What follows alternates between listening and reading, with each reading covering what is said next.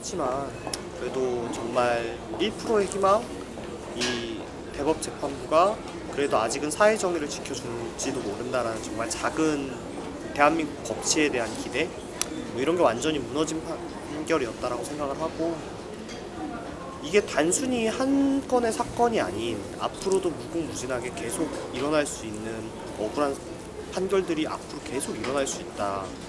이 판례를 어떤 자신들의 근거로, 자신들의 명분으로 사용해서 이런 잘못된 판결을 끊임없이 덮고 억울한 피해자를 양산할 수 있다라고 생각을 하기 때문에 이런 문제에 대해서 사회적인 공론화가 좀 더 필요하고, 이런 일이 일어나지 않도록 저희 활동을 더 해나가야 된다고 생각합니다. 이 공론화에 있어서 언론도 좀 활동을 하긴 하는데, 정작 가장 좀 진보적인 성향이라고 한다는 일종의 언론뿐만이 아니라 거의 그쪽에서 좀 더 좀 과하긴 했었죠. 이제 그쪽에서 당당 집회를 한때는 이제 극우 집회 제트기라고 하셨는데, 저도 현장에 좀 있었긴 했지만 그러한 평가를 이제 메이저의 좀 진보계열 쪽 언론사에서 내릴 줄 몰랐었거든요. 근데 그것이 오늘 결과까지 이어진 그 한맥을 보니 앞으로는 좀 어떨 거라고 보십니까? 언론. 앞으로도 뭐 힘든 싸움이 될 거라고 생각을 합니다. 실제로 뭐 진보, 흔히 얘기하는 메이저 진보 언론 이런 분들도 다른 언론사와 마찬가지로 메이저가 된 이후에는 어떤 자신들의 이익관계, 자신들의 어떤 지지 단체라든지 자신들이 뭐 지지하는 이념 이런 것을 이제 주장하기 위해서 현실을 분석해서 기사를 내기보다는 자신들이 내고자 하는 기자의 현실을 끼워 맞추는 경우가 굉장히 많기 때문에, 뭐 이건 비단 뭐 진보 언론의 문제뿐만 아니지만 이런 문제에 있어서는 그런 잘못된 스탠드를 가진 기자와 언론사들의 어떤 잘못된 행동들이 계속 될 거라고 생각합니다. 대법원에서 판결이 있긴 하다 보니 이것이 나중에 판례로도 악용될 수 있다는 점이 우려된다고 했잖아요. 네. 그러다 보니까 한쪽에서는 그러면 최소한 다른 방법으로라도 입법을 보완해야 한다라고 하는 언급되는 것들 중에 하나가 성범죄 무고죄에 대한 그 엄벌 혹은 뭐 형량도가 이런 것들이 나오는데, 이러한 양상의 형태가 좀 어떻다고 보시나요? 물론 성범죄 무고에 대해서는 강력하게 처벌해야 된다고 생각을 하지만 이건 단순한 어떤 처벌이 적어서 일어나는 일이라고 생각하지는 않아요.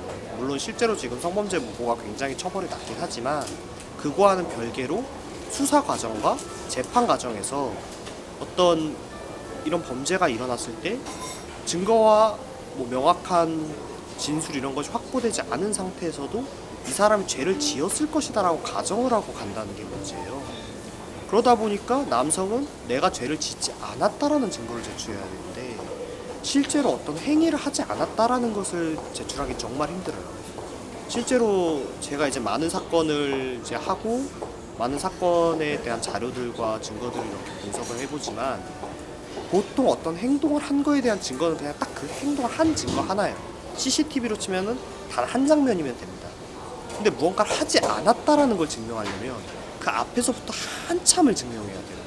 왜냐하면 하지 않았다라는 것을 증명하기가 쉽지 않습니다. 어떤 행위로 인해서 발생하는 우울증이라든지 어떤 뭐 상해라든지 지문이라든지 이런 것 자체가 있을 수가 없기 때문이죠.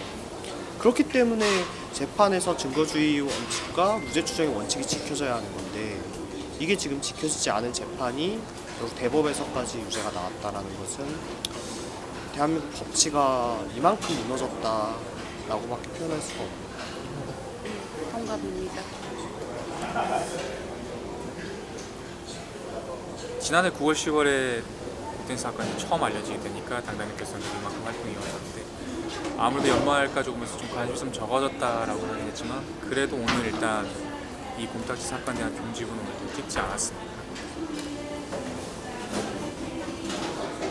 관심이 이대로 사라질 거라고 전망하시나요? 저는 그렇게 생각하지 않는 게 곰탕집 사건은 뭔가 그냥 아주 특별하게 일어났던 한 건의 사건이 아니라 지금 잘못된 성범죄 수사 과정, 재판 과정에서 무수히 일어나고 있는 억울한 사건 중에 하나가 이슈화가 된 것뿐입니다.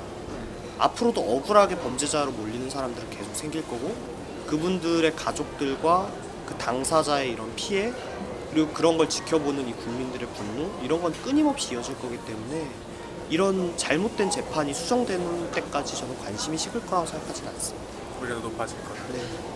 오늘의 대법원 판결이 일종의 촉매가 될 것이다. 이건 이제 제도적인 잘못이기 때문에 모순 때문에 아니 모순이라는 표현 좀 별로 그냥 제도적인 오류 때문에 생기는 거기 때문에 앞으로도 분명히 제2, 제3, 제4 문탁집 사건이 일어날 것이고 그때마다 억울한 피해자들은 억울하게 범죄자로 몰려서 사회에서 매장당할 것이고 그럼 결국에는 국민들이 관심을 계속 가질 수밖에 없겠죠. 저희 당당에는 그걸 막아보고자 했는데 저희의 역량은